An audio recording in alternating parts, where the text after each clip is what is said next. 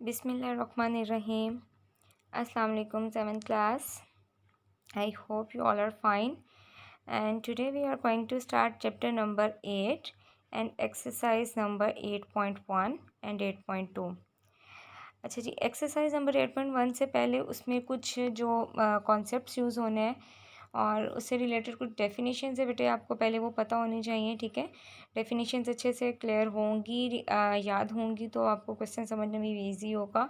और ये भी याद रखिएगा कि इन डेफिनेशंस को आपने याद भी करना है क्योंकि पेपर में भी आ सकती हैं। ठीक है, तो सबसे पहले देखिए लिटरल्स क्या होते हैं। द लेटर्स और alphabets that are use to represent unknowns are called literal numbers.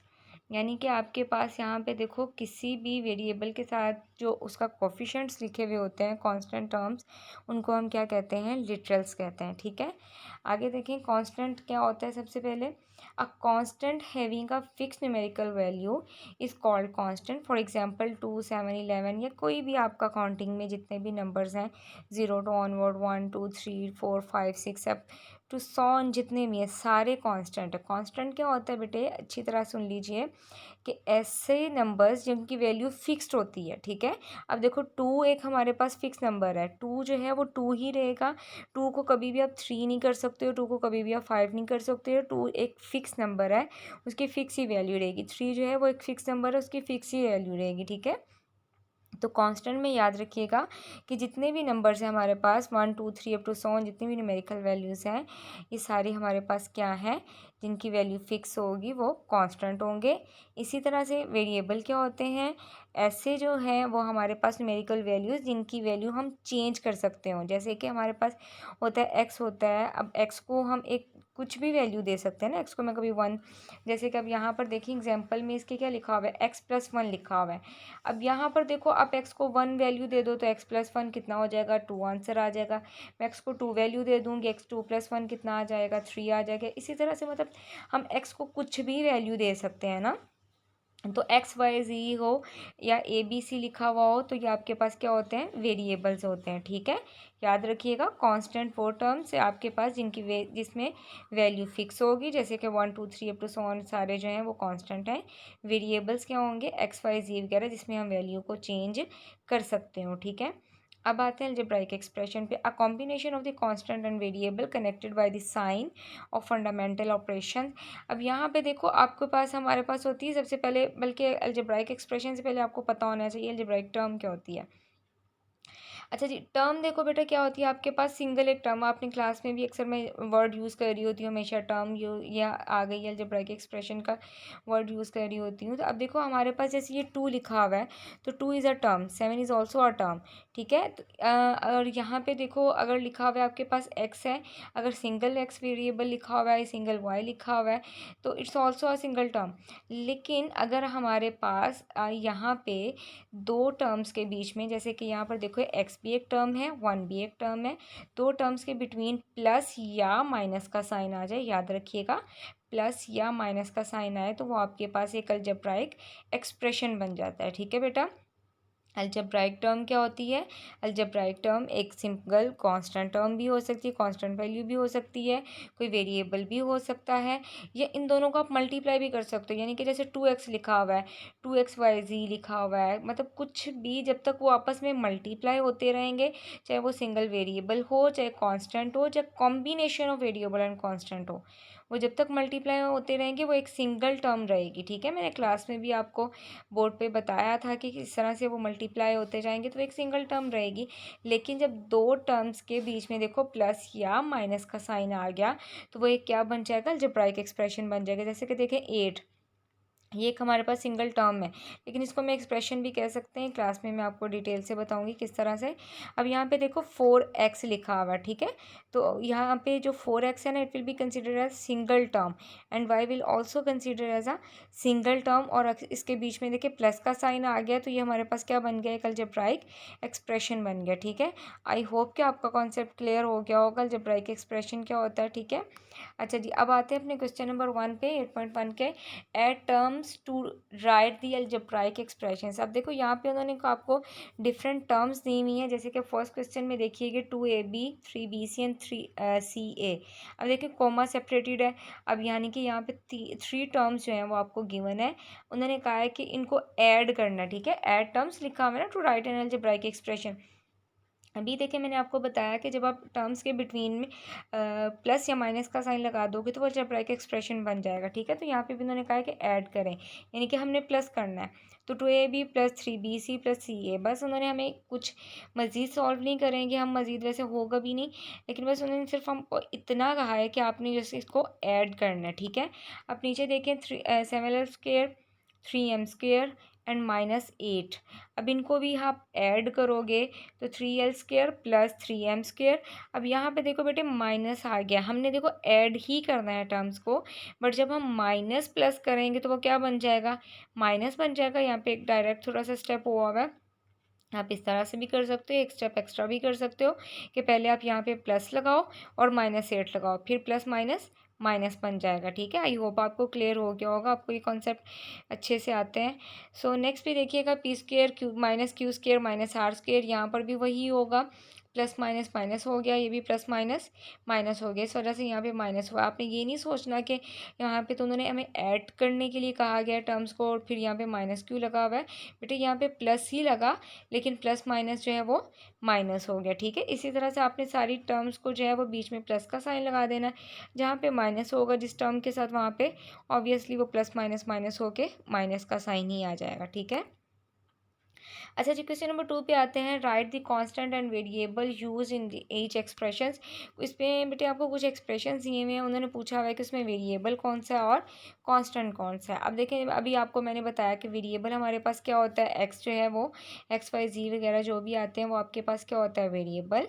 And 3 is a fix number, so 3 will be a constant. यहाँ पर भी आप देखो वेरिएबल कौन से यूज़ हो रहे हैं हमारे पास, ए और बी, और कांस्टेंट कौन सा हमारे पास, यहाँ पे कांस्टेंट टर्म हमारे पास कौन सी है, -2, तो यहाँ पे हम क्या लिखेंगे, -2। सिमिलरली 3 में क्या है आपके पास, l² plus m² plus n²।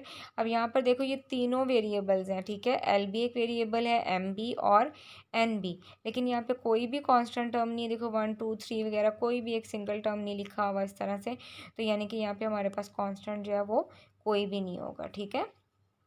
अच्छा जी, उसके बाद थर्ड क्वेश्चन में जो है वो आपको पता होना चाहिए कि मोनोमियल क्या होता है। A polynomial having one term is called a monomial, यानी कि एक ऐसी पोलिनोमियल जिसके अंदर सिंपल एक वन सिंगल टर्म होगी, वो उसको हम क्या कहेंगे, मोनोमियल कहेंगे। जैसे कि 5 is a single term, 3x is a single term, 2ab is a single term. अब ज़रूरी नहीं है कि बेटा सिंगल एक टर्म का हरगिज़ ये मतलब नहीं है कि उसमें एक वैल्यू होगी, मत मीन्स के उसमें कोई एक नंबर होगा। जैसे कि अब 3 है और x है, दोनों का कॉम्बिनेशन है ना कांस्टेंट और वेरिएबल का, लेकिन आपस में ये मल्टीप्लाई हो रहे हैं। तो जब तक ये मल्टीप्लाई होते रहेंगे तो ये आपके पास एक सिंगल टर्म ही शो करेंगे, ठीक है। जैसे कि यहाँ पे देखें 2 एक कांस्टेंट है, a is a variable and b is also a variable, but ये आपस में मल्टीप्लाई हो रहे हैं। तो आगे b के आगे c या मैं आगे x y z जितना मर्जी लंबा करती जाऊँ, लेकिन जब तक ये मल्टीप्लाई होते जाएंगे ये एक सिंगल टर्म ही रहेंगे, और जब इनके बीच में प्लस या माइनस का साइन लगाएंगे तो वो क्या बन जाएगा, एक्सप्रेशन बन जाएगा। अच्छा जी, एक ऐसी पोलिनोमियल जिसमें एक सिंगल टर्म हो उसको क्या कहेंगे, मोनोमियल। बाइनोमियल एक ऐसी टर्म जिसमें ऐसी पोलिनोमियल जिसमें 2 टर्म्स हों, 6x प्लस ए 2 टर्म्स हैं, a-3b 2 टर्म्स हैं, ठीक है। और ट्राइनोमियल क्या होगा, इसी तरह से 3 टर्म्स वाली जो पोलिनोमियल होगी उसको हम क्या कहेंगे, ट्राइनोमियल्स कहेंगे, ठीक है। अच्छा जी, आगे क्वेश्चन में हमें यही बताना है कुछ आपको, identify the monomial binomial and trinomial. हमने बताना है जी कि कौन कौन से एक्सप्रेशन पोलिनोमियल आपकी ट्राइनोमियल है, बाइनोमियल। देखिए इसमें 3 टर्म्स हैं, ट्राइनोमियल हो गई, इसमें सिंगल है, मोनोमियल हो गई, इसमें डबल है, बाइनोमियल हो गई, ये भी सिंगल है, मोनोमियल, ये ट्रिपल है, ट्राइनोमियल। समझ आ गई ना, बस आपने नंबर ऑफ जो है वो टर्म्स काउंट करनी है कितनी, अगर सिंगल है तो मोनोमियल, अगर डबल है तो बाइनोमियल, और अगर 3 टर्म्स है ट्रिपल है तो ट्राइनोमियल्स आएगा। जस्ट ये एक्सरसाइज 8.1 आपकी यहाँ पे ख़त्म होती है। आते हैं एक्सरसाइज नंबर 8.2 में, वहाँ पे भी सिंपल बेटा ऐड करना है पोलिनोमियल्स कुछ आपको गिवन है। अब यहाँ पर देखें आप, फर्स्ट क्वेश्चन है इसमें एक पोलिनोमियल ये देखें सारी आपको गिवन है, ठीक है, बीच में कॉमा है एंड सेकंड पोलिनोमियल गिवन है। सबसे पहले आपने क्या करना है, right all like terms in a single column, यानी कि आपने सारी जो है वो टर्म्स को ऊपर ये वाली जितनी भी आपकी पोलिनोमियल है, ये देखें आपने ऊपर पोलिनोमियल लिख ली। उसके बाद नीचे भी हमने जो सेकंड नंबर वाली पोलिनोमियल है उसके नीचे बेटे आपने लाइक टर्म्स लिखनी है। लाइक टर्म्स का मतलब जो एक जैसी टर्म्स होंगी। जैसे कि यहाँ पर देखो ये वाली टर्म जो है वो एक्स की पावर क्या है 4 है, ऊपर भी एक्स की पावर क्या है 4y है। तो सेम टर्म के नीचे आपने सेम ही लिखनी है। ऐसा कभी भी पॉसिबल नहीं है कि आप डिफरेंट टर्म जो है ना वो लिख दें। सेम को देख लीजिएगा, सेम के अगर सम टाइम अरेंज होता है, सम टाइम अरेंज होके नहीं दिया हुआ होता। तो अगर अरेंज नहीं है तो बेटे आपने अरेंज करके ही लिखना है। जैसी ऊपर वाली टर्म होगी नीचे भी वैसी ही लिखनी है। जैसे कि यहाँ पे एक्स क्यूब वाई स्क्वेयर है तो नीचे भी हम एक्स क्यूब वाई स्क्वेयर वाली ही टर्म लिखेंगे, ठीक है। यहाँ पे एक्स स्क्वेयर वाई क्यूब है, नीचे भी एक्स स्क्वेयर वाई क्यूब की, इसको जो है वो इसकी जगह पे या इसको इसकी जगह पे आप नहीं लिख सकते हो, ठीक है। आपने हमेशा लाइक टर्म्स लिखनी है। अच्छा जी, उसके बाद क्योंकि हम ऐड कर रहे हैं तो ऐड यहाँ पर देखो 2 + 1 कितना हो गया 3, एक्स पावर 4y आ गया। यहाँ पे देखें 4 - 4 - 4 कितना बन गया -8, और बाकी वेरिएबल ये देखो प्लस माइनस है। प्लस माइनस आपको पता है कि जब सेम वैल्यू होती है विद ऑपोजिट साइन तो आपस में क्या हो जाता है, कैंसिल हो जाता है। तो यहाँ पे आप चाहे 0 लिख दें या चाहे कैंसिल कर दें या कुछ भी मत लिखें, आपकी अपनी मर्जी है, ठीक है बेटे। अच्छा जी, यहाँ पे देखो ये प्लस है ये माइनस है, प्लस माइनस क्या होगा -8 में से 7 माइनस किए तो 1 आ गया। 1 आपको पता है हम यूजली नहीं भी लिखते, उस बात से कोई फ़र्क नहीं पड़ता। और ये आपका फाइनल जो है वो रिक्वायर्ड पॉलिनोमियल आ गया। अच्छा जी, क्वेश्चन नंबर 5 में देखिएगा, ऊपर वाली पोलिनोमियल हमने ऊपर रखी, नीचे वाली नीचे, और यहाँ पे ध्यान वही रखा कि आपने सेम टर्म्स जो हैं वो लाइक टर्म्स जो हैं वो ही एक सिंगल कॉलम में लिखनी है। कॉलम का मतलब है ये एक सिंगल वैल्यू, जैसे ये एक कॉलम है, ये सेकंड कॉलम है, ये थर्ड कॉलम है, ये फोर्थ कॉलम है, ठीक है। आपके कॉलम्स में जो है ना वो लाइक टर्म्स ही होनी चाहिए, डिफरेंट टर्म्स नहीं होनी चाहिए, ठीक है। तो इनको भी आपने like terms same same terms को नीचे लिख लिया, इनको बाद में प्लस कर लिया। यहाँ पर देखो ए बी की पावर 5 के साथ कोई भी जो है वो कांस्टेंट नहीं लिखा हुआ, इसका कोफिशिएंट नहीं है। तो यहाँ पे आपको पता है जब कुछ भी नहीं लिखा होता तो हम क्या कंसीडर करते हैं, 1 कंसीडर करते हैं, ठीक है। तो बाकी आपने प्लस माइनस है, आपको पता है प्लस माइनस माइनस होता है, माइनस प्लस भी माइनस होता है, माइनस माइनस प्लस होता है, प्लस प्लस भी प्लस होता है, सब पता है आपको, ठीक है। अब यहाँ पर भी देखिए ये प्लस है, नीचे माइनस है, आपने इसको क्या कर दिया प्लस माइनस माइनस, 12 में से 8 माइनस किए तो 4, ये भी कैंसिल हो गया। यहाँ पे 10 में से 6 माइनस कर देंगे, यहाँ में भी 4 में से 1 माइनस कर देंगे। और साइन जो है बेटे वो आपको अच्छी तरह पता होना चाहिए कि हमेशा बड़ी वैल्यू का आता है। मतलब कि अब यहाँ पर देखो ये लास्ट वाली टर्म में ऊपर माइनस है नीचे प्लस है, ठीक है। अब यहाँ पे हम प्लस माइनस प्लस क्या होगा माइनस, तो 4 में से 1 माइनस किया तो 3 आ गया। लेकिन अब देखो हम माइनस कर रहे हैं लेकिन साइन हमने नीचे 3 के साथ प्लस का लगाया हुआ है। क्यों लगाया हुआ है, क्योंकि हमारी बड़ी वैल्यू के साथ प्लस का साइन है, 4 के साथ प्लस का साइन है। तो उस जो आंसर होगा उसमें भी आपका उसका ही कौन सा साइन आएगा, प्लस का। अगर बड़ी वैल्यू के साथ माइनस का साइन है तो आंसर में भी कौन सा साइन आएगा, माइनस का। इस बात को याद रखिएगा, ठीक है। साइन हमेशा बड़ी वैल्यू का आएगा। अच्छा जी, क्वेश्चन नंबर 2 में है बेटे, यहाँ पे आपको जो है वो ए भी दिया हुआ है और बी भी दिया हुआ है और बोला गया है सी भी दिया हुआ है। देन फाइंड ए माइनस पी, दो पोलिनोमियल्स हैं। अब ए की भी आपको गिवन है, यहाँ पे समझे कि आपको ए की वैल्यू भी गिवन है और बी की वैल्यू भी गिवन है, दो पोलिनोमियल्स गिवन है, ठीक है। Arrange the polynomial and right all like terms in a single column. वही बात आपको मैंने बताया कि हमेशा आपने लाइक टर्म्स ही एक कॉलम में लिखनी है। एक्स के नीचे देखो आप वाई वाली टर्म नहीं लिख सकते हो, वाई के नीचे आप एक्स वाली टर्म नहीं लिखेंगे, ठीक है। एक्स के नीचे एक्स की ही आएगी, वाई के नीचे वाई की ही आएगी, जी के नीचे जो है वो जी की ही आएगी, ठीक है। डिफरेंट में आप कभी नहीं लिख सकते, अगर लिखेंगे तो वो तो सॉल्व ही नहीं होगा, ठीक है। अब देखें ए माइनस बी है, यानी कि ए ऊपर आएगा बी नीचे आएगा। अच्छा जी, माइनस करते हुए आपने याद रखना है बेटे कि नीचे वाली जो पोलिनोमियल होगी उसके जो आपने साइन है चेंज कर देना है।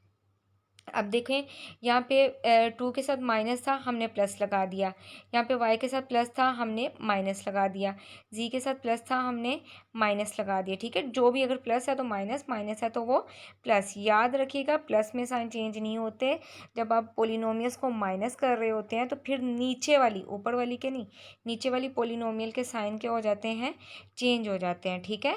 चेंज करने के बाद देखो ऊपर भी प्लस आ गया। अच्छा, जब आप चेंज कर दोगे तो फिर ऊपर वाले साइंस को आपने भूल भूल जाना, उसको चाहे सर्कल कर लीजिएगा, रेस मत करिएगा, रेस करने से गलती लग जाती है।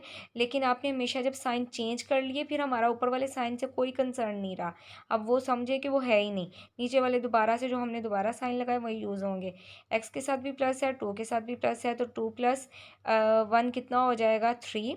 यहाँ पर देखो ये भी माइनस है, ये भी माइनस का है, तो माइनस माइनस प्लस हो गया, तो -3y आ गया। ये प्लस जी एंड माइनस जी आपस में क्या हो गए, कैंसिल आउट हो गए। ये आपका फाइनल आंसर है। दोनों में देखिए 3 कॉमन आ रहा है, तो यहाँ से 3 कॉमन निकाल लिया, तो x minus Y is the required polynomial. Similarly b minus C करेंगे, b वाली पोलिनोमियल लिखेंगे, c वाली पोलिनोमियल लिखेंगे, अरेंज करेंगे, नीचे वाली जो पोलिनोमियल है उसके साइन चेंज कर देंगे, प्लस वाले को माइनस, माइनस वाले को प्लस कर देंगे। और यहाँ पर भी देखें -2 नीचे -1 है तो -3 हो जाएगा। y वाला आपस में कैंसिल, क्योंकि वो एक पॉजिटिव और एक नेगेटिव वैल्यू है। z में भी आपके पास प्लस प्लस क्या आ गया, 3z आ गया। यहाँ से भी बेटे आप 3 को कॉमन लेंगे और आपकी रिक्वायर्ड जो है वो पोलिनोमियल आ जाएगी। ठीक है, इसी तरह से आप देखें यहाँ पे 3 है, a माइनस पी प्लस सी, तो आप किस तरह से लिखोगे, पहले a वाली पोलिनोमियल माइनस ब्रैकेट में b वाली पोलिनोमियल प्लस ब्रैकेट में c वाली पोलिनोमियल। जिस सीक्वेंस में ये लिखे हुए हैं इसी सीक्वेंस में आपने लिखना है। ठीक है, a पोलिनोमियल माइनस b की पोलिनोमियल प्लस c का पोलिनोमियल। अब यहाँ पे a वाली पोलिनोमियल हमने एज इट इज़ लिख दी। ठीक है, उसके बाद यहाँ पर देखिए ये बाहर माइनस है, तो जब बाहर माइनस के साइन होता है ब्रैकेट के, तो अंदर वाली वैल्यू के साइन चेंज हो जाते हैं। ये माइनस इस माइनस से मिलके देखो क्या हो गया प्लस, ये माइनस की वजह से अंदर वाली ये सिर्फ इसी ब्रैकेट के साइन चेंज होंगे और किसी के नहीं होंगे। हमेशा याद रखिएगा, जिस ब्रैकेट के बाहर माइनस हो साइन सिर्फ उसी के चेंज होते हैं। अब देखो y के साथ प्लस था माइनस हो गया, z के साथ प्लस था वो भी माइनस हो गया। आगे वाली ब्रैकेट के साइन नहीं चेंज किए क्योंकि उसके बाहर क्या था, प्लस था। अच्छा जी, अब आपने x वाली टर्म कंबाइन करके लिख लेनी है, y वाली टर्म्स कंबाइन एंड z वाली टर्म्स कंबाइन, ताकि आपको गलती ना लगे। अब देखो ये सारी प्लस हो रही हैं, x प्लस एक्स कितना हो गया 2x प्लस 2x कितना आ गया 4x। यहाँ पे y plus Y minus Y आपस में कैंसिल -2y, और यहाँ पे प्लस z माइनस z आपस में कैंसिल और पीछे -2z। ठीक है, 3 जब आपके पास आ जाएंगी टर्म पोलिनोमियल्स इस तरह से टर्म्स वाली, तो आपने क्या करना है उसको इस वे में कर लीजिएगा, ये ज़्यादा आसान है। अच्छा जी, उसके बाद क्वेश्चन नंबर 3 है, what must be added to this polynomial to get this. अच्छा जी, अब ये फर्स्ट पोलिनोमियल है, ये हमें सेकंड पोलिनोमियल गिवन है। हमेशा आपने क्वेश्चन नंबर 3 4 5 आपके सेम है, आपने क्या करना है, if we subtract the second polynomial from the first polynomial we get the required polynomial. ठीक है, अगर हम जो है सेकंड पोलिनोमियल को फर्स्ट में से माइनस कर देंगे तो आपकी जो है वो रिक्वायर्ड पोलिनोमियल आपको जो है वो मिल जाएगी। क्वेश्चन नंबर 4 भी ऐसे ही होगा, क्वेश्चन नंबर 5 भी ऐसे ही होगा। ठीक है, तो अब देखो हमने सेकंड को पोलिनोमियल को सब्ट्रैक्ट करना है किस में से, फर्स्ट पोलिनोमियल में से। ठीक है, तो उसको पहले ऊपर हमने फर्स्ट वाली पोलिनोमियल लिखी, नीचे सेकंड वाली लिखी, और मैंने आपको बताया कि बेटे आपने नीचे वाली पोलिनोमियल के हमेशा साइन जो हैं वो चेंज कर देने हैं। साइन चेंज करने के बाद आपने इनको जो माइनस किया, माइनस करके आपका जो फाइनल आंसर आएगा वही आपकी रिक्वायर्ड पोलिनोमियल होगी। ठीक है, आई होप कि आपने ये सारा लेक्चर बहुत अच्छे से सुना होगा और क्लियर भी हो गया होगा।